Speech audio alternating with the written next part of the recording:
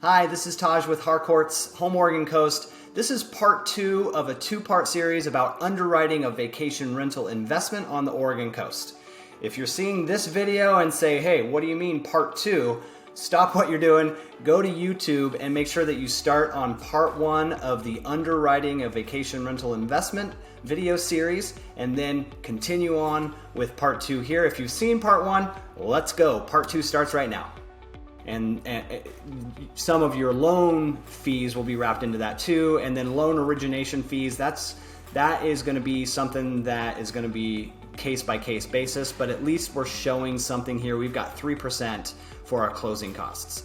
Now, rent ready costs. Let's jump back here to the house, and what I noticed is it looks to me like it is owner occupied. What gave that away was this inversion table here. That tells me that someone more likely than not lives here full time. I'm just seeing some other things. It just looks lived in, so I'm gonna assume that this has to be furnished. So every home, regardless of, brand new homes can need something sometimes to get it ready beyond just the furnishing. So you want to think about, okay, I might want to do all new paint on the inside, for example. That's going to be several $1,000s. Now we got to think about furnishing it too. Furnishing a 3-bed, 2-bath home, you can go online and try to do some Google searching about how much it costs to furnish a home, but in general, for a vacation rental, but in general, it's gonna be about approximately $7,000 to $10,000 per bedroom is kind of a default that we use. So if I'm thinking I'm gonna maybe wanna do some fresh paint on the inside and just make sure I take care of little things that might show up on an inspection report that the seller is not willing to do before closing, I wanna account for that to make sure the home is dialed in and ready for that first guest. We need a 5-star review on day 1. And now I know I have to furnish it too. So I'm gonna bump this up. If I do 5%, that gets me to $30,000. To me, that covers probably the furnishing. I want a little bit of a budget for at least some new paint. That gets me a little under $35,000. I like that. I can go with that for this first run through. Now I've got interest rates. Again, this is gonna be case by case. The last time I talked to a lender for an investment, I think it was more like 7%. That's going to vary almost every day, but we'll go with 7% for that. Now we get into the part that can be a little tricky. What do we anticipate the annual gross rent is going to be? The way to do that is to go to Airbnb and try to find some similar homes in the area that you're looking in and see what their average nightly rates are. This home looks a little bit bigger, a little bit nicer. It sleeps a lot more. This is a 3-bedroom home, so I'm thinking it might sleep 6, maybe 8 at most. Generally you do 2 per bedroom plus 2. If you want to not do the plus 2, then that's where the 6 comes from. So 3 bedrooms plus times 2 would be 6. And then an additional plus 2 would be 8. That I would be comfortable with that for this house because it has two bathrooms. So this one's a little too big, so $750 doesn't seem right. Same here, 7 bedrooms, 4 bathrooms. That's not going to work. Here's a 5-bedroom, but the nightly rate's around $400. And what I notice here is that $400 per night seems to really be consistent. I did set filters here, at least 6 guests, sorry, over here, at least 6 guests. I did 3 bedrooms, 2 bathrooms or more, houses only. We have a hot tub in this one. So I just set filters to try to match what I'm seeing on Airbnb with what I found on Zillow. And what I'm noticing here, the pattern I'm seeing is $400 a night. Boom, $400 a night. Here's $370, $389, getting down to $350. There's one at $300. Pretty nice. This one actually is really similar. There's another one.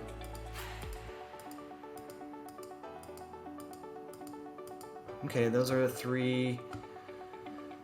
That one's a 5. So I'm seeing between 3 and 4 here, more at 4. I'm gonna kind of split it and go with around 375, 370 a night. Should be something I'd be pretty comfortable with. And then what I want to do is find, here's one at 375. So I'm just going to click into this Airbnb listing. And what I want to try to see here is their calendar. How are they looking for being booked out? They're looking pretty good. A couple of nights open still in July. I would expect those will probably get booked out. Here's, looks like 5 nights, 6 nights still available in June. About 2 weeks in July. About another little over 2 weeks in August. September's, you know, we're not going to start seeing bookings for September for another month or so, but I am seeing some action there. And then we're going to get into winter on the Oregon coast. You know, you're going to see the holidays booked this far out, but even Christmas is available still. So what I'm seeing is we're in the high season. The Oregon coast is definitely seasonal. It's kind of got a bell curve where July and August are going to be your highest revenue months. You're going to rent for more dollars per night, and you're going to rent more nights. And then on either side of the bell curve, you're going to have like February and October. But I'm seeing here that, you know, it's definitely going to get booked out pretty much all the way for the summer. I think September should continue to book out just fine. So there's no reason that I wouldn't think that this thing should book out in the summer about 90% of the time, based on what I'm seeing a comparable house book out at. In the winter, it's probably going to be like 40% of the time. That would kind of average out to something like, I don't know, around 65%, which that's actually pretty common for the coast. So I think I can go with those numbers to come up with my gross rental revenue. So I'm going to pull a calculator here. You guys can't see this, but if I go I said 370 a night times 365 nights, and then divided by 65% occupancy. And let's see, I think I hit a button wrong. 3 times 365 times 65%. There we go. So I'm getting about, that's coming in at 87. I want to be a little more conservative than that. In fact, I'm thinking because it doesn't have a view, I'm going to probably knock about 10,000 off of that. I just want to have that conservativeness built in. Let's even call it 75,000. Okay, so I've got the gross rent based off of that. The one other tool I can use here is the AirDNA tool. Now I have the AirDNA tool through my BiggerPockets account. There is a cost to that, but it might be worth it. And it's an algorithm that is used by probably literally hundreds of thousands, if not millions of people on a weekly, monthly basis. So the data is really good on it versus trying to do our own guesses. So let's see what they come up with as kind of a counterbalance to the number I found. Oh, look at that. 72,000 is kind of what they're projecting. Now, I personally like to be a little conservative when I see the numbers come from AirDNA. So I'm actually going to round this down to about 62,000 because I'd rather be on the low side. All right, so now I've got that number at 62,000 based on kind of my research through AirDNA and my research through Airbnb and my backup review with AirDNA. Oh my gosh, there we go. So now what do we got here? Annual rent increase. This is set at 5% by default. Generally, we see rental revenue go up year over year on average. That's an average. You might have a bad year, you might have a great year. but 5% is pretty reasonable, especially for a new vacation rental, because from year 1 to year 2, you can get a big jump because of vacation rental 5-star reviews, and repeat guests really make a big difference. So you expect more than a 5% jump in year 2, year 3, year 4, it might be more like 2 or 3 or 4%, and then over a 5-year period, it averages out. Annual expense increase, that would kind of be taxes going up, insurance going up. 2% is, honestly low. 3% is probably even low for our current market conditions. Historically, 2 to 3% has been the average. In 2023, it's not. So you can, adjust based on your needs. 1% taxes is pretty accurate for just about any home on the Oregon coast. So that's set at default. Property insurance, $1,500 for a mid-sized, a normal-sized house is about right. This is a pretty standard house, so that number should be about right. Same for utilities. A normal 1,500 square foot, 3-bed, 2-bath home is going to come in at that number. That could change if you have a bigger house, is going to have a bigger electric bill, for example. If you opt not to do cable and just do streaming, that price can come down a little bit. That's become way more popular in vacation rentals, so you could probably shave $500 off there. This home is not in a homeowners association. Generally, the way to do that is to review the information that you're reading about here in the notes from Zillow, and just see if you can pick up on anything as a that might say it's in an HOA. Also, it's always good to review these notes. I just picked this up. All furnishings are negotiable, and the home is zoned for vacation rentals. So this agent did a really wonderful job of giving us some information that you don't always find in the notes of every listing. So I'm gonna adjust our furnishings, and it's not in an HOA from what I can tell. I'm actually gonna come back up here to the top and adjust down our furnishings. If they're negotiable, then from the get-go, I'm saying the home comes furnished, let's negotiate on the price only.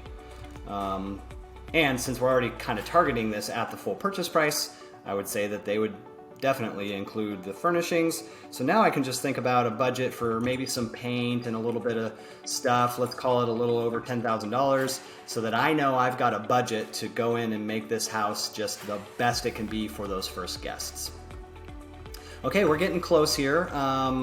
Utilities, I got that set. There is no HOA. I've got just a safety net here of it's only $600 a month, a year. I might want to bump this up to $1,200 because I think I have room for that. Or maybe let's call it $1,300, which should give us about 2%. Okay, call it $1,250. There we go. 2% of our earnings towards a reserve, so that maybe in year 2 you replace the living room furniture, for example. So I've got other expenses, plus I've got a reserve of another $3,100. So between those two figures, about $5,000 a year that I can reinvest into keeping the house in great shape to make sure that the guests love it every time they come through. Management fee, that's going to range anywhere from, on the Oregon coast, I see them as low as 22 and as high as 30%. I usually recommend for my buyer clients that if you're going to buy a vacation rental, you can find a management company that's going to do a good job at 25%. Don't go with 30%, because there's competition out there, and the management companies are good enough and competitive enough that you can get them down to 25%. So that is what we're looking at. Let's see how this looks. You know what? I am pretty happy with what I see at the beginning here for my returns. This is basically telling me that in year 1, I'm more or less going to break even. I mean, sure, it says negative $236, but that's a rounding error. It could be a little lower, but it also could be higher. I could be maybe making $500 in my first year. And keep in mind that we are reserving from year 1 a combination of $3,100 plus $1,200, $4,300. So if you take that out, it's actually positive. I mean, just to show you, let's say I didn't want to carry any reserve, I'm cash flow positive. So that's really pretty exciting, honestly, to see that at the full purchase price on this property. And I can see my gross yield is 10%. Gross yield is simply the purchase price divided by the gross rental revenue, and we're coming in at actually 11%. 5.5% is a pretty strong cap rate for the Oregon coast. All in all, I like what I'm seeing here, and then over the period of years, basically it looks like break even in year 2, starts to be profitable in year 3, and then after year 15, which again, this is a long-term investment, it really starts to go gangbusters on this being a good investment. This to me is a good investment and I'm really happy with it. So what I would do is save this, make another copy, and then maybe find another vacation rental to compare. That is exactly how this tool is meant to be used.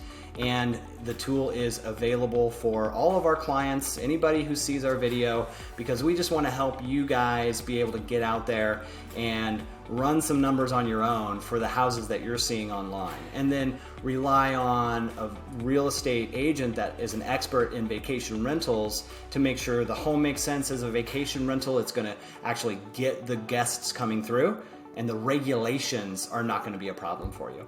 I'll stop sharing the video here to wrap up this video. I want to thank you for taking the time to watch our 2-part series on how to underwrite a vacation rental investment here on the Oregon coast. I hope you found it really helpful, and make sure that you go to our YouTube channel or the description of this video and grab the link so that you can start using this underwriting tool yourself, and then reach out to us anytime you have questions about that tool, about vacation rentals, or anything related to real estate right here on the Oregon coast. Have a great day. Thanks.